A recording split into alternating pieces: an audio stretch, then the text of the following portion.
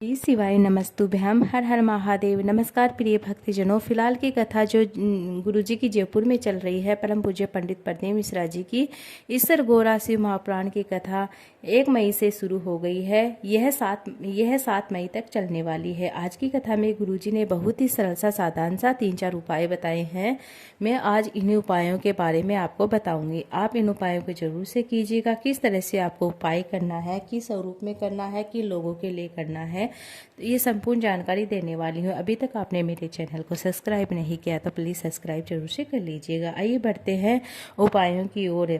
नशे में डूबा हुआ रहता है कोई भी व्यक्ति, आपका कोई भी घर का सदस्य नशे में डूबा रहता है, मदिरा में डूबा रहता है, नशा छूट ही नहीं रहा है और वह छोड़ने का प्रयास करता है फिर भी उसे छूट नहीं रहा है, तो आपको यह उपाय कर ही लेना है। चाहे नशा जैसे कि 8 साल से कर रहा, 10 साल से, 15 साल से, 20 साल से, 30 साल से, कितने भी साल से कर रहा है, वह जरूर छोड़ेगा। आपको सरल सा आसान सा उपाय कर लेना है। शंभेश्वर महादेव का स्मरण करते हुए आपको उपाय करना है। क्या करना है, आपको 5 बेलपत्र लेने हैं और 3 समी पत्तर लेने हैं, 5 ही काली मिर्च लेनी है और आपको शिवालय में चले जाना है। आप ये उपाय कभी भी किसी भी दिन कर सकते हैं, सुबह और शाम में भी कर सकते हैं। आपको क्या करना है, शिवालय में जाना है, 5 बेलपत्र, 5 काली मिर्च और आपको 3 समी पत्तर लेकर शंकर भगवान के मंदिर में चले जाना है। शंभेश्वर महादेव का जाप करते हुए, स्मरण करते हुए, बोलते हुए आपको क्या करना है, 5 बेलपत्र आपको शिवलिंग के ऊपर चढ़ा देना है।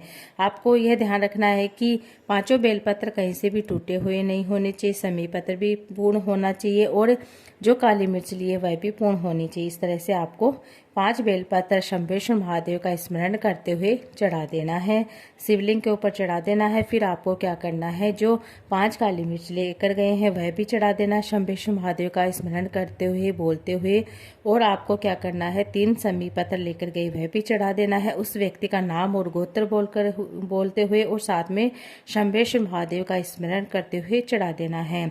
जो व्यक्ति नशे में डूबा रहता है, गलत आदत में डूबा रहता है, उसका नाम और गोत्र बोलना है और आपको चढ़ा देना है। फिर आपको बाबा से निवेदन करना है, श्री शिवाय नमस्तु नमः शिवाय ओम नमः शिवाय बोलना है। जो व्यक्ति नशा करता है उसका नाम लेते हुए बाबा से वह 5 बेलपत्र, 5 काली मिर्च आपको क्या करना है, आपको प्रार्थना करनी है कि बाबा मेरे घर में यह सदस्य है, नशे में डूबा रहता है, नशे का त्याग ही नहीं कर पा रहा है, तो मेरे घर का ये व्यक्ति है, नाम बोल दीजिए, उसका गोत्र बोल दीजिए, वह नशे में डूबा रहता है। बाबा से प्रार्थना करें और झोली पसार कर बाबा से निवेदन करने के बाद वह सारी चीज़ें प्राप्त कर लीजिए। और आपको क्या करना है, उस हाथ में अपने हाथ की हथेली को जहाँ जल नीचे बहकर गिरता वहाँ पर लगाइए। साथ में आपको क्या करना है, गणेश जी के स्थान पर, माता सुख सुंदरी के स्थान पर, कार्तिक के स्थान पर अपने हाथ की हथेली को लगाकर स्पर्श कराकर शिवलिंग को स्पर्श करा दीजिए और आपको वह वापस उठा रखकर अपने घर ले आना। समी पता है, जो व्यक्ति जहाँ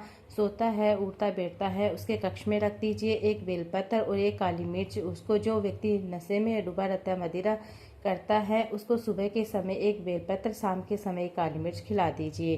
15 दिन आप शंभेश्वर महादेव का स्मरण करते हुए जल चढ़ाइए, उसको जल का आचमन कराइए। धीरे धीरे मदिरा छूटने लगेगी।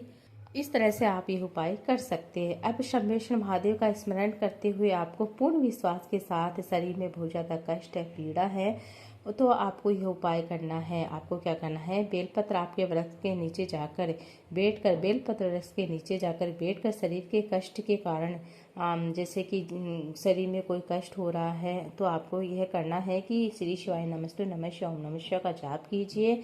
अगर जिसके घर में बेलपत्र वृक्ष नहीं लगा है, उसके घर में आपको कहते हैं कि जिसके घर में बेलपत्र वृक्ष होता है उसके घर में कभी भी महाकाल, मतलब महाकाल का कोई डर नहीं होता है, काल नहीं आता है। फिर कहती हूँ कि आपके घर में बेलपत्र वृक्ष नहीं है तो आपको 3 जगह दीपक लगाना है। पहला दीपक आप अपने घर के मेन दरवाजा होता है उसके राइट साइड में लगाइए। दूसरा दीपक आप अपने, जैसे कि तुलसी का क्यारा होता है वहाँ लगा सकते हैं। तीसरा दीपक आप अपने मतलब पास के शिवालय में जाकर जरूर लगाइएगा। इस तरह से आप कर सकते हैं। अब गुरुजी ने बताया है कि आपकी कोई चीज़ खो गई है, बहुत ज़्यादा ज़रूरी है, आपको चाहिए, तो आपको क्या करना है, आपको जैसे कि शिवालय में जाते हैं तो आपको 1 लोटा जल चढ़ाने के बाद उस जल को थोड़ा सा भाग मतलब आपको थोड़ा सा अपना पल्लू गीला कर कर अपने नेत्रों से लगाइए, बाबा से निवेदन करें और बाबा से प्रार्थना करें। आपको 24 या 48 घंटे के भीतर भीतर आपकी जो भी सामग्री खो गई है वह जरूर मिलेगी। उस जो भी चीज़ें खो गई है वह जरूर मिलेगी, उसका मनन कीजिए। शिव पर चढ़े हुए जल का इतना महत्व होता है। शंकर भगवान पर चढ़े जल का वो फल होता है। शंकर भगवान के स्पर्श मात्र से ही निवेदन कर लेने से भगवान शंकर प्रसन्न हो जाते हैं। आपकी जो भी, जैसे कि कहते हैं कि आपके घर में जैसे लड्डू गोपाल है, शिवलिंग है, आप नहलाते हैं लड्डू गोपाल को या शिवलिंग पर जल चढ़ाते हैं तो उस जल को कहीं पर भी नहीं फेंकना चाहिए। जो भी पवित्र वृक्ष है उसमें डाल दीजिए। थोड़ा सा अपने घर में छिटन कर लीजिए, मेन दरवाजे के ऊपर आप छिटन कर लीजिए। इस तरह से आप जरूर छिटन कीजिएगा। आपके घर में कभी भी जैसे नेगेटिविटी एनर्जी होती है वह नहीं रहेगी और साथ में सभी का दिमाग पॉजिटिव रहेगा। आपके घर में धन संपदा बढ़ेगी। अब मैं आपको अगला उपाय बताने जा रही हूँ। बहुत ही साधारण सरल सा उपाय है, गुरुजी ने आज की कथा में एक बताया है। गुरुजी ने कहा है कि अगर कोई भी व्यक्ति है, बहुत ज़्यादा दुख तकलीफ है उसके, अगर आपके पास बेल पत्र भी नहीं है, चावल का दाना भी नहीं है, पूजन की कोई भी सामग्री नहीं है, तो गुरुजी ने बताया है कि अगर आप भगवान का दर्शन करने मंदिर में चले जाते हैं, दर्शन करने मात्र से भी आपके दुख कष्ट संकट जो भी होते हैं वह दूर होते हैं। और आपको क्या करना है, जैसे कि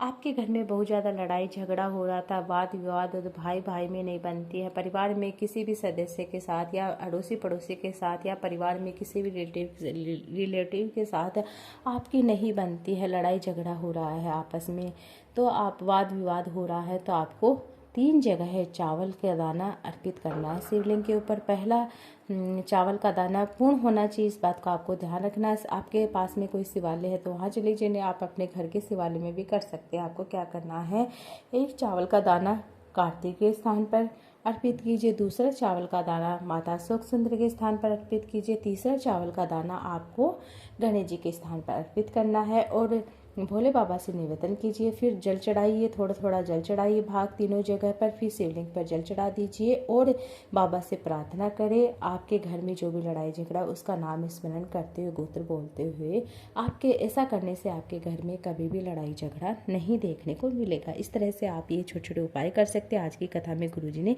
बस इतने ही उपाय बताए हैं, बहुत ही सरल साधारण से उपाय, आप इन्हें जरूर करके देखिएगा। आपके घर में मतलब धन संपदा बढ़ेगी, साथ में आपके घर में सुख शांति भी बनी रहेगी, पॉजिटिव बनी रहेगी। इस तरह से आप ये उपाय कर सकते हैं। अगर यह वीडियो अच्छा लगे तो वीडियो को लाइक जाते जाते शेयर कीजिए।